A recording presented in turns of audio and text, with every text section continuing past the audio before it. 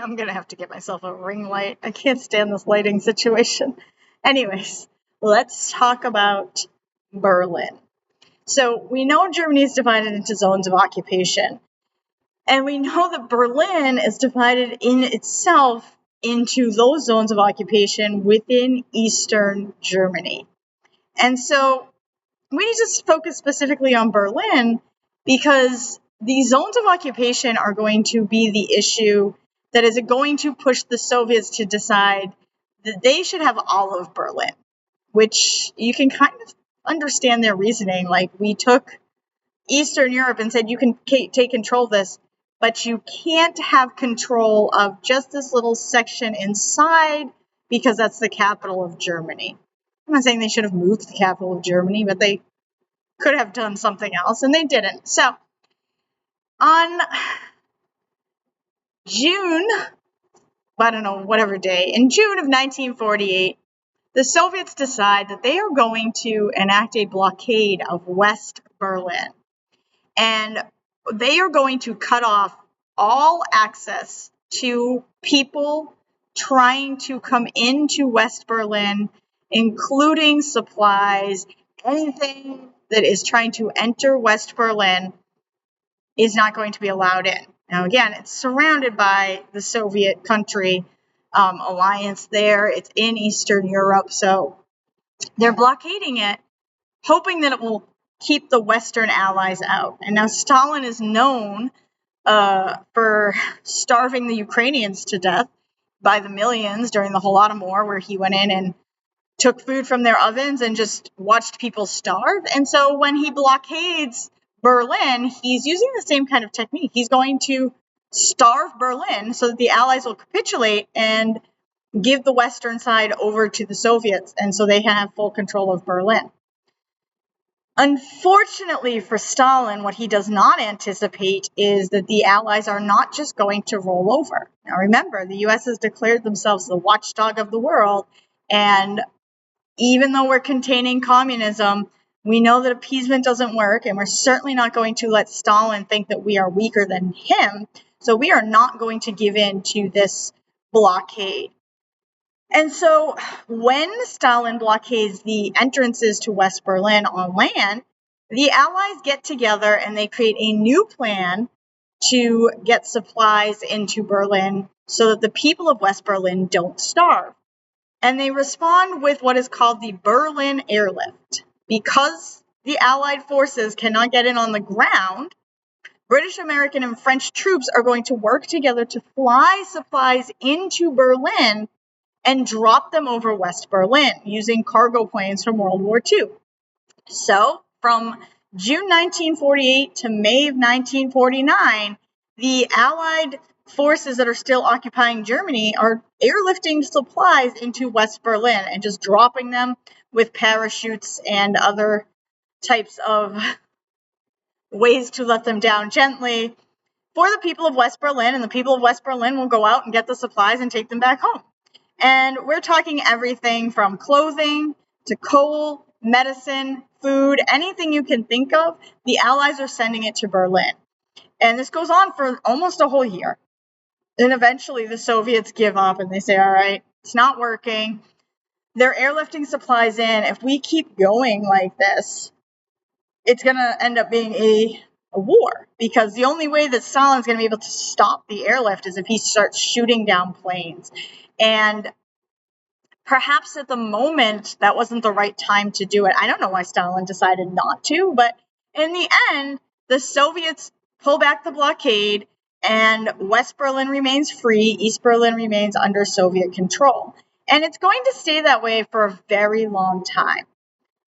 Now, as things continue to escalate during the Cold War, things in Berlin are going to become like the epicenter for the visual of the Cold War, and realistically, even the visual of the Iron Curtain that was never supposed to be anything more than a metaphor.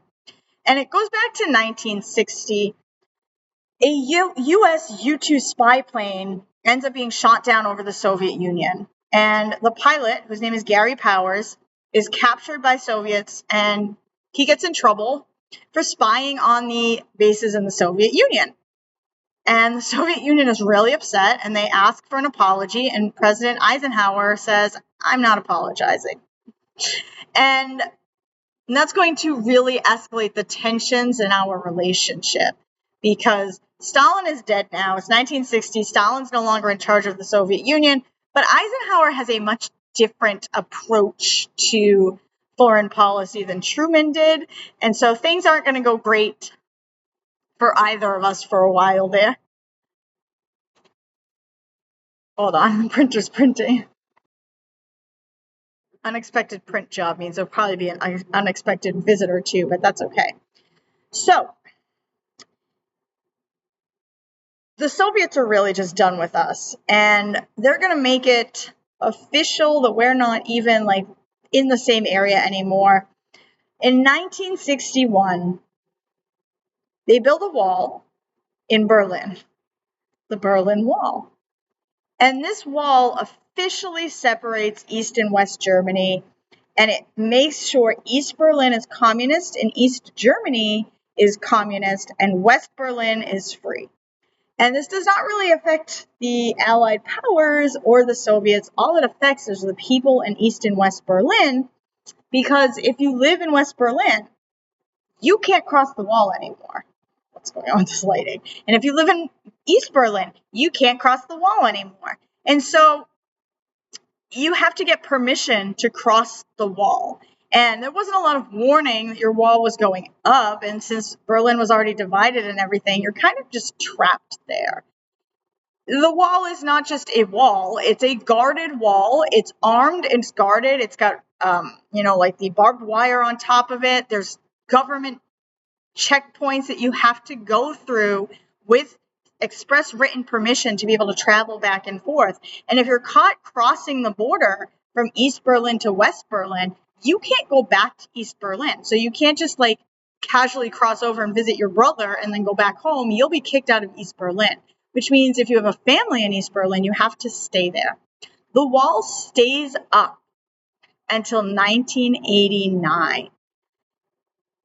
If you ask some people, they would consider the night the wall comes down to be the end of the Soviet Union, but I would say it's 1991 when the Soviet Union officially disbands and all of the countries become independent nations. But the reason that the wall comes down in 1989 really is just a big misunderstanding. When the Soviet government issues unclear orders on live TV and the guards don't know what to do anymore because they've been given orders to guard the wall, but on live TV, the Soviets have announced that the wall is open. And the leader of the Soviet Union at the time is asleep when this announcement is made, and he doesn't respond right away to the many phone calls that he's getting about what to do. So the guards guarding the wall don't know what to do when the people come out because they're celebrating that the wall is open. They've heard the borders are open. They want to go celebrate. So they go to the wall and they try to cross, and the armed guards don't know what to do anymore. And so they do eventually let a young couple from East Berlin cross over to West Berlin without all of the to-do because they have no real clear instructions. However, once the East Berlin couple has crossed over and they want to come back, the Soviet guards say, well, you've defected, you can't return, which may not be a problem, but they had a baby and the baby was asleep back at home. And so the guards have to make a choice. Do you let the parents go back home to their baby in East Berlin? Or do you leave the parents in West Berlin and hope that whoever is at home with the baby takes care of it? So the guards don't know what to do, and they make the humane decision to let the parents come back through. But in standing down and allowing the parents back over, the crowds just kind of rush the wall and start tearing it down to get back and forth. And by the end of the night, it's like this huge tear down party. And the guards don't have any clear orders to stop it from happening. And so the wall comes down and Berlin is reunited in 1989. It's just a lovely little love story. And that is the start and end of the Berlin Wall and really our deal with Germany during the Cold War. So I think next we will look at China.